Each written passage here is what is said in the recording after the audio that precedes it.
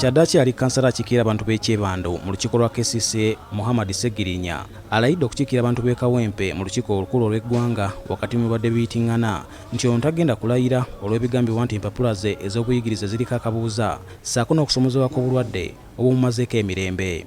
I, Segirinya Muhammad, swear in the name of Almighty Allah that I'll be faithful and declare true allegiance to the Republic of Uganda and that I will preserve, protect and defend the Constitution of the Republic of Uganda, so help me Allah. Muhammad Segirinya ye muntu azeerandiza mu by'obukulembeze ng'ayita mu ngeri ez'enjawulo omuli okubeera omukubi w'amasemo ku pulogulaamu ez'enjawulo naddala ez'ebyobufuzi nga yeeyita eddoboozi ly'ekyebando okulwanirira abantu abali mu bwetaavu naddala mu malwaliro, ekintu oba oliawo kye kyamuweesa obululu obwamufuula kansala akiikirira abantu mu lukiiko lwa KCCA. Segirinya newankubadde yafuuka kansala teyakomaawo, yagenda mu maaso ng'alwanirira omuntu wa wansi era nga bwe bagamba nti omukisa gusanga yeetegese. Ono y'omu ku abo abeegatta ku pulezidenti wa National Unity Platform Robert Kyagulanyi Ssentamu mu kisinde kya People Power era bwe batongoza ekibiina kya National Unity Platform n'ajjayo empapula agenda akiikirira abantu b'e Kawempe era nabo tebaamuyiwa. Oluvannyuma lw'abantu abasoba 300 okukkiriza Segirinya agenda bakiikirire mu Paalamenti, olwaleero akedde kwetegeka kugenda kuba birayiro ku Paalamenti asobole okukakasiza ddala nti ye mubaka omulondo wa Kawempe North agenda okudda mu bigere bya Agilatifu Ssebaggala. Naffe twabukeereza nkokola okutambula naye paka ku mulyango gwa Paalamenti, kyokka asanze akaseera akazibu okuyingira olw'abantu babadde nabo era bakkirizaako batono. Segirinya mu kwogerako naye asoose kwebaza bakama be abakulembeddwa mu Robert Kyagulanyi Ssentamu olw'okumufaako wakati mu kusoomoozebwa kw'obulwadde kwayitamu mu kiseera kino. Sooka okwebaza ekibiina kyange ekya National Unity Platform ekikulirwa mukama wange President Robert Kyagulanyi Ssentamu ne babaka bannange omuli Honorable Zaake abasobodde okunzijjanjaba nemba nga ati sinyinawo ku njawulo newankubadde nga sinnaba kutereera. Nafubutuse ku kitanda nenzijja nsobole okulayira ate immediately nsobole okubeera nga nzirayo for further medication. Segirinya alomboza embeera gye yayitamu mu kkomera ekitalya ne banne be yasangayo gye balimu gy'agamba nti tewoomesa nakabululu.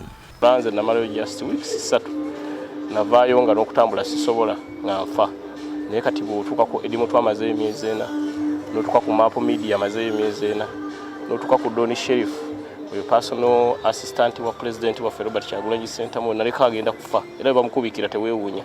Ono mugeremu ategeeza nti mu kiseera kino embeera gyalimu si nnungi n'agumya abantu bab'e Kawempe nti essaawa yonna akomawo basanyukire wamu.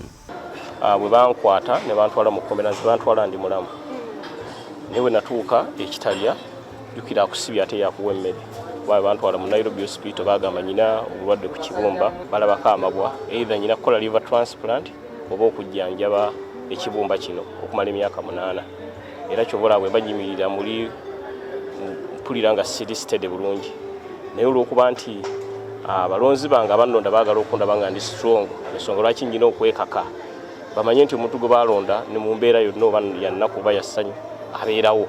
Bannakawempe mbategeeza nti kandayire nzireyo nzijanjabibwe nkomewo kiikirire.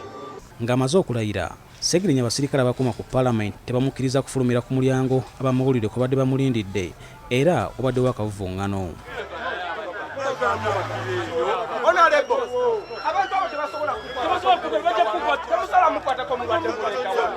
Oluvannyuma ateereddwa mu mmotoka n'addusibwa ku woofiisi y'ekyebando era bwe tutuukiddeyo emmotoka yetugisanze yeetooloddwa abawagizi be era bamu bategeeza nti ono abadde addusiddwa mu ddwaliro okwongera okufuna obujjanjabi. Abantu abasinga babadde tebakikkiriza olw'embeera Honorable Segirinya Muhammad mwabadde embeera ye ey'obulamu badde mugimanyiiko ebadde tewoomya nakabululu naye twebaza Katonda nti asobozesezza omubaka okudda mu ggwanga n'asobola okujja okukuba ebirayiro ng'omubaka ajjudde wa Kawempe North Constituency era kati ekisigalidde tusimbudde busimbuzi kubanga bye twasuubiza bannakawempe North byonna mu manifesto yaffe tutandikiddewo ennaku zaffe 10 zitandika nazo mu Parliament.